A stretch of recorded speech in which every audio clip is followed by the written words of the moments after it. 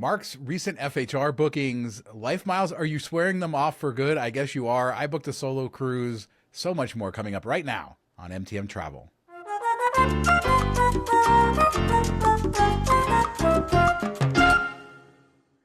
So happy Monday, everyone. Amex is on our mind. We have more good things coming from Amex, a lot of other stuff, my solo cruise. But speaking of Amex, you have some new FHR bookings that you made? Yeah, so I had a couple cards. We right now we have two biz plats and two personal plats, one Charles Schwab, one regular. And two of them, like one, the annual fee had just posted, another one it's going to post in like the next month. So I wanted to get these kind of booked out as quickly as I could. And I was like, okay, let me look at my trips I have coming up. I'm like, all right, Japan, that's got to be a good spot because I looked there for using my Bilt $200 credit, $300 if you had Bilt cash to it. And there was a whole bunch of hotels that worked for 200 bucks or $300 for 2 nights. I'm like, I bet you FHR, some reasonably priced things. Nope. Everything's like 500 or 600 bucks a night. I'm like Seoul, maybe they got something. Nope. There's nothing there. That kind of surprised me. I thought that there'd be some like higher end stuff for 300 bucks that would be an FHR, but I do think that the credit going up to 300, I know we've talked about this, everything else got pushed up. Like everybody's like, oh, we get more money from these Amex people than we do from regular straightforward bookings. And we heard this from a person that works at Shinola in Detroit. That hotel used to be 300 bucks a night most of the time or less. And once it hit 300 out, now it's $500 or $600 a night. It's been kind of crazy seeing there. So it was a bit of a struggle until I found the unicorn place or one of them, San Antonio, man, FHR capital right there.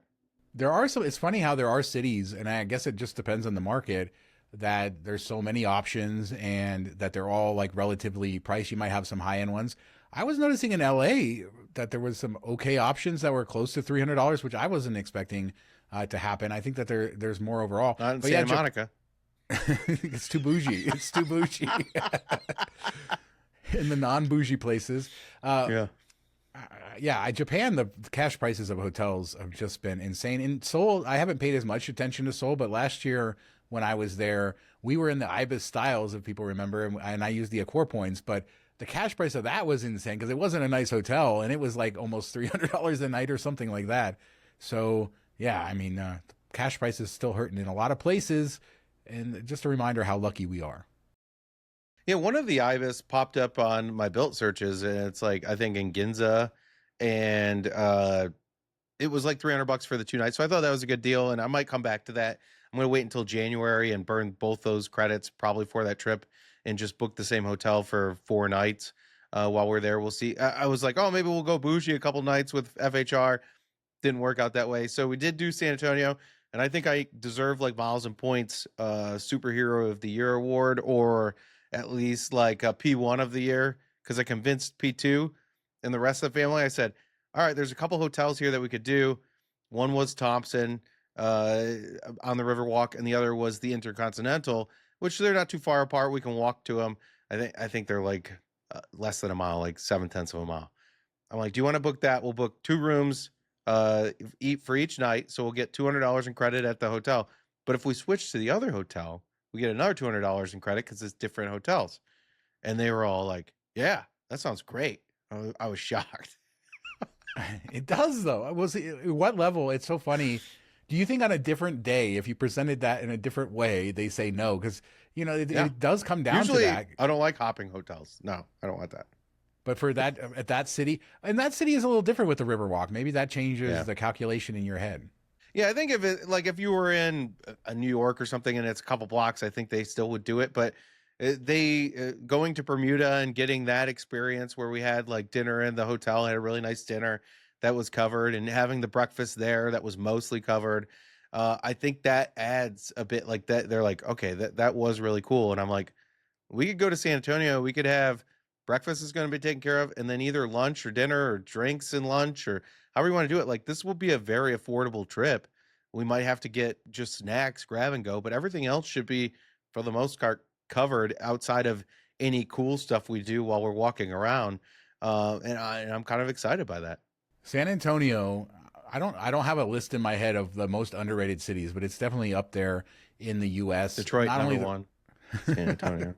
I love Detroit. I do love Detroit. It is definitely underrated. It's definitely belongs Yeah. on that list. I like San Antonio though. The Riverwalk, the Alamo. Just I remember the first time I went to the Alamo and just being there and the history of all that. They also have like SeaWorld and Six Flags, so they have that sort of family aspect to it.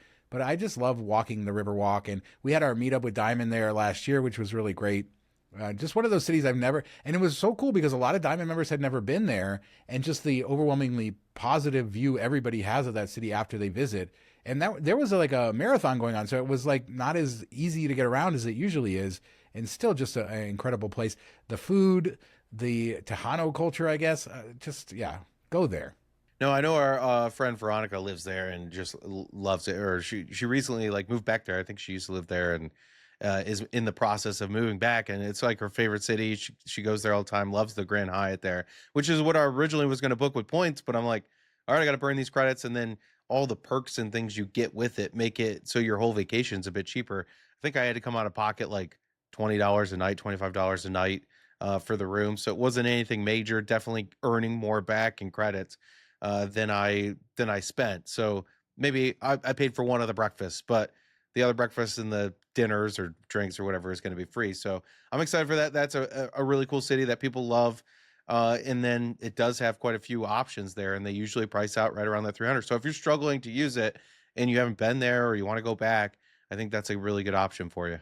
Well, I did book an FHR this week as well using a credit. It's just for my wife's birthday in a few weeks. So we're staying at the Crockfords, the LXR over at Resorts World. So I haven't stayed there in a couple years. I've done Conrad, I've done Hilton, I've done all of them actually. I've stayed at all the hotels, but best lobby in Vegas. So I'm excited for that. Yeah.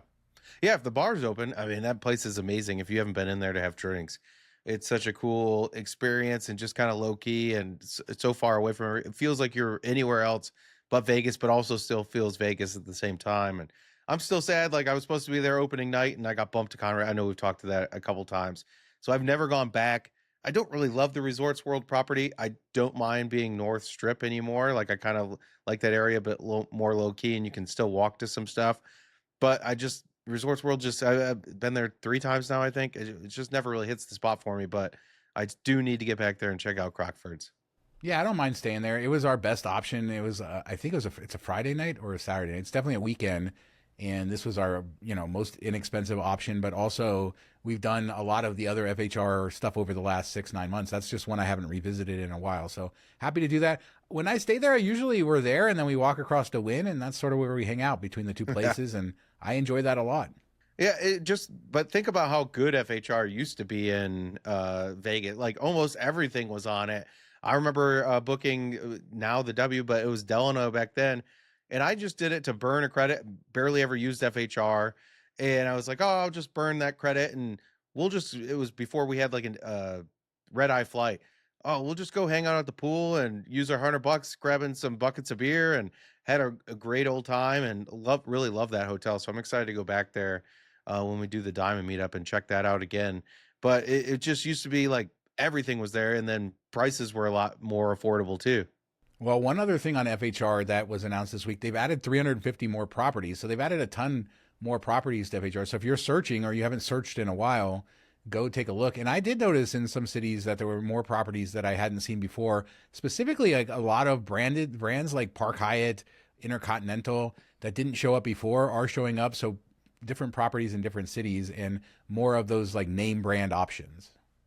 Yeah, and that's cool to see. And I'm glad that they're expanding it. And I know we're going to talk about the Resy credit and them expanding that too. And it just goes to show, like, when I think about all these refreshes over the last year or so and launching of new cards, Amex, they messed it up with the business platinum. I think that card got significantly worse. But the personal platinum, they did the best by far. And it's a card that I could see, especially like the Charles Schwab version, if you cash out membership rewards points. It's a card I could see people justifying keeping longer term. Yeah, when you're going side by side and you're trying to maximize your credits on both those cards, the platinum, business, and personal, it's just so evident how much better the personal is when you're doing all of that. But oh well. But Resy, let's talk Resy because they have expanded as well. And, we talked a month or two ago about how they added the language to restrict so certain restaurants may not be eligible. And they have indeed rolled that out, but not very widely. So most restaurants on Resy are still eligible. But now they're partnering with Tock. And I guess we're in the age where people just make up a company like Tock, and then you're supposed to automatically know that Tock is a restaurant sort of thing. And I think it's more tuned into wineries and wine tastings, which is really cool because everything on Tock is going to be part of Resy. And I looked in Las Vegas, and there are a few restaurants that are not Resy restaurants currently that are on Tock. So I guess this is more of an expansion of that as well. Yeah, I think this is going to be a huge expansion, and like you said, I think there's only a couple hundred property out of tens of thousands or whatever that you can't use the Resi credit, and it's pretty clearly explained in there. You just have to make sure you go check that before you go to use it. But I already noticed a couple places around here that aren't even like high end, and Resi used to be mostly high end, but it was just like a regular old bar and grill type place that we would go to sometimes right down the street. And it's a more approachable place that I could probably for $100 I could go there 2 times and still to maximize the $100. So I get a little bit more value out of it. So I'm excited, and I think that as more of these roll in, it's just going to get better and more useful. There are so many services with these restaurants, though, Yeah, and everything else. Yeah, it's so funny. I'm stuck on inKind. That's all I can handle, Mark. So I like inKind, inKind until you try to use it and people don't know what the hell they're doing. Oh, Well, I'm still embarrassed. I told you the story privately. I've used inKind like dozens and dozens of times. And by the way, this is a shameless plug, but also for you out there looking for your own angle, they are back. They're doing their $50 referrals right now. This is a great time to refer friends and explain the benefits to them and to get them to sign up so that you can get your $50 referral, and you can certainly use mine. But I've gone so many times, never had an issue. And then I go with my brother and I'm buying him lunch, and the guy just looks at me like I'm an alien when I'm talking about inKind. And they're on inKind. And then I asked him very nicely to go ask somebody else, and he didn't seem like he really wanted to do that. It seemed like to me he pretended that he asked somebody else, to which we just paid the bill and all that was fine. But I was just so embarrassed, and it just like, yeah. it makes me not want to do that in front of other people. No, and the one of the places we're going for the Diamond seminar or the Meetup Detroit seminar is on inKind, and I was like all excited, like okay, and I told her several times. She still wanted my card to hold, and I'm like, I know as soon as she gets there, it's just gonna be like muscle memory, where I'm like, all right, time to catch up. But on inKind, she goes, oh yeah, I got you, and then brings the thing over as run on my credit card. I'm like, no, this isn't what we discussed, but it's like $30. I don't care, but it's just like they're so used to doing it the regular way that I think it becomes a thing.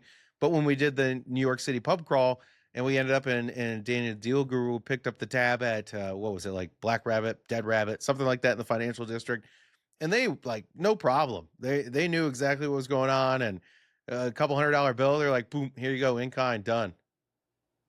Yeah, so I went to, I'm so stupid, and I can't believe I'm admitting this on the show, but I was having lunch with my brother again, and I have some inKind credit that I want to use. And so Fletcher Cantina, which is owned by Mark Wahlberg, which I give bad reviews to the first time. I definitely had a better On fire. And yeah, fuego. it caught fire, all that good stuff. But that's like right next to my brother's office. So I was like, let's go to Fletcher. But I knew that Fletcher worked because I've been there before. But most of the places, you just put the check number and it's integrated right into the inKind app. So it pulls up your check in the app and everything else. Some places that are newer aren't integrated or whatever. And that's sort of the problem I ran into. But it's so neat because you can generally just do the whole thing and not even tell the server or anything. By the time I tell the server, it's like I already paid in inKind. They go check it. And I've had some restaurants that want you to sit there till they check it. Most restaurants just trust you, but whatever it is, yeah, it's good. So the point is, it's more expensive now than ever to eat out, but things like this, using your Resy credits, these different services, inKind, utilizing referrals, telling your friends about them, all that sort of stuff, that's a way to save in 2026. Or just when your parents come visit, make them sign up and then go to a place so that they can trigger it while you're there. And you're like, I'm going to pay for dinner anyway, but we're going to do this so I can save money on my next one. Something like that. Yeah, just use everybody. It's they are legitimately good. They do provide some value. And I'd love to, I talk about inKind all the time, and because it's exploded, there's like maybe 120, 130 places in Vegas now that it's insane. And to your point, like Resy too, is it started with the high-end restaurants, but now it's more normal places. And I like to eat at more normal places. So I really do enjoy that we are spreading out the love. Yeah, I just wish my favorite place in the town north of us, That's an awesome happy hour Italian place. It needs to either get on Resy or inKind or something. Maybe it's on Tock. I'm going to look that up after the show because I'm like, man, if I could just burn some stuff here, that would make me feel so much better. Well, if you're looking for an extra $230, we have an offer for you. Melio is back, partner of the show. It used to be $200. Now it's $230 gift card after making a $500 payment. That's thanks to all of you guys for supporting Melio, a great business-to-business payment provider. Yeah, I mean, who doesn't have a $500 payment? If you have a business, if you've gotten business cards, if you have a side hustle, if you DoorDash, if you Uber Eats, whatever it is, you are going to have to make payments. And if you make that payment through Melio, you get this $230 gift card, almost half off that payment. So take advantage of that. And then you also get a pretty kick butt. I wanted to say a different word, but a kick butt setup so that you can make payments easier in the future. You can earn credit card reward points. If you haven't done it already, you need to do it. This is one of the easiest bonuses out there. I just love it. Meeting minimum spend on a welcome offer. This helps juice your spending to get there, outsize your value a ton. But so many ways that you could slice up this offer. But go ahead and grab it down below. Scan the QR code. It does help the show. Let Melio know that we sent you. Go get your $230 gift card now. Yes, thank you everybody that's used it. So Mark, LifeMiles, you hate LifeMiles. We know you hate LifeMiles. You've I do. had so many great stories over the years. So all I know is LifeMiles refund experience, which I'm going to guess is not like I called them up. They said, absolutely, we're going to refund you right away. No problem, sir. And that it was all peaches and rainbows. But I'm guessing that didn't happen. Yeah, so this is about the trip we took to Dublin, and I think I talked about it on the show where we ended up having to change it last minute because we didn't want to stay the 3 nights in Istanbul, so we pivoted to going to Poland. And I had a LifeMiles booking. We were going to fly from Istanbul to Dublin, but I ended up eating that, and I waited until I got back. I tried to call before, didn't work. They hung up on me a couple times. Tried to call later. Still didn't work, and it was like 5 o'clock, so I think she just wanted to get out of there or whatever it was. So I'm like, it's been on my desk, like on a notepad of call LifeMiles forever and ever and ever. And finally, like a week ago, I had a little bit of time. I'm like, all right, I'm going to suck it up. I'm going to do this thing. I call, and I actually got a really competent call rep. I was kind of shocked and surprised and elated. And she goes through it, and of course, it's like long pauses. And I hate how when they put you on hold, they just don't put you on hold, so you hear all their coworkers talking and them bumping into her and then making jokes, and you're like, I can hear that you're not typing, so you're not really doing it. Wait, so they're not muting themselves either. So basically, yeah. Oh no, maybe they are muting themselves. So no, because then you wouldn't hear all the. Yeah, no, I hear it. Yeah, I hear everybody. Like I heard a guy like make a joke and her laugh, and I was like, this has been 5 minutes now. Can you like either put me on the music or start doing some typing and some work? So I think there were times that like she already had the answer, but just wanted me to sit there. I don't know. It was weird. Like, so hold on, my friend, my agent is telling me something. I need to hear this punchline before I finish your thing. Yeah, it was like it was just bizarre. But so she gets to it. She goes, "Oh, it's been a year. Like, did you already file this?" I'm like, "No, I've tried to file it, but you guys hung up on me and all this stuff." Oh, it's been a year. So come to find out, I didn't know where the cutoff was because this was. When did I go there? March. So we're talking months and months after the flight. So I didn't know if it would work. I wanted to do it as a test. And she's like, oh, well, it's been 12 months since you booked. So there's the cutoff. You can cancel up to 12 months since you booked, whether you take the flight, whether you cancel before the flight, after the flight, whatever it is. That's kind of where the limitations are. But she did say, I do show that you tried to cancel. And I tried to cancel online too, because you can do it online. But I think it only works well if it's actual Avianca's metal. I couldn't get it to go through, so it was an error. So I don't know if she was seeing that or my call. But she's like, I do show that you tried to do this in April.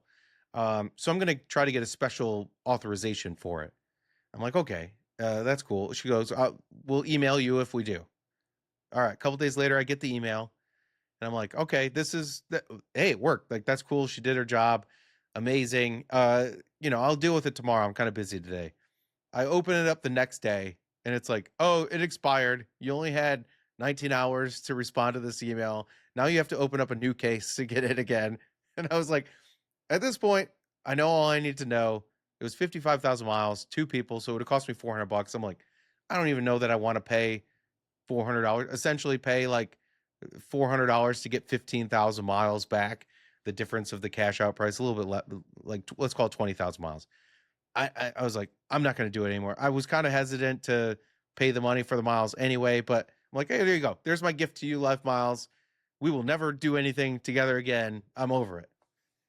So just to be clear, the case that they created, they send you an email, and then that case expires if you don't respond to the email within 19 hours? If I don't make the payment within like 19 hours, I got like less than a day to make the payment. Yeah. I mean, my best tip to people over the years is to have somebody who speaks Spanish call LifeMiles. I think my wife has had better success than I have over the years. I haven't called them in quite a long time, but I remember having some big struggles with them. I don't even remember what it was about. And then I just had her call the Spanish line once, and it was like solved in 2 minutes. And it was just like, oh yeah, like they knew what they were doing. It's a program where there's some sweet spots. We've all known that over the years, but yeah, I mean, I've eaten a LifeMiles ticket or two, where I booked it and instead of paying, and it didn't make a lot of sense. And I'm like, why did I use LifeMiles for that? So unless I'm 100% sure on something, and then even then, calling is just horrific. I mean, I've had some bad experiences over the years. Yeah, and the fees are high too. Like, I mean, you have to pay the even you get the taxes and fees back, but you don't get the partner fee back and stuff.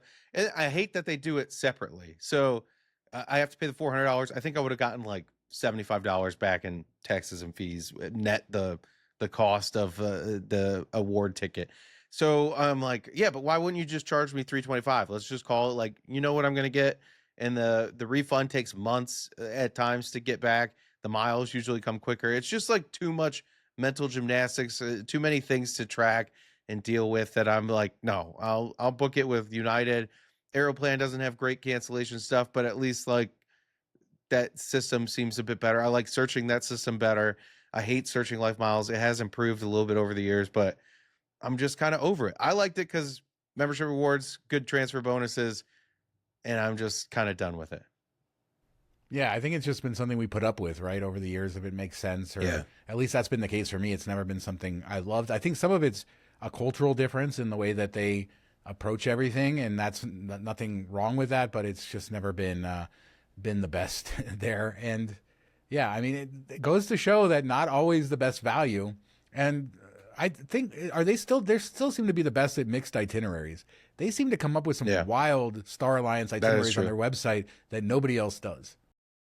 Yeah, I mean, I'll dip back in there at some point when it doesn't come up anywhere else. But yeah, it used to be, I kind of try to keep it simple. I like to have like one or two programs I use for each alliance, and that's it. That's like what I focus on.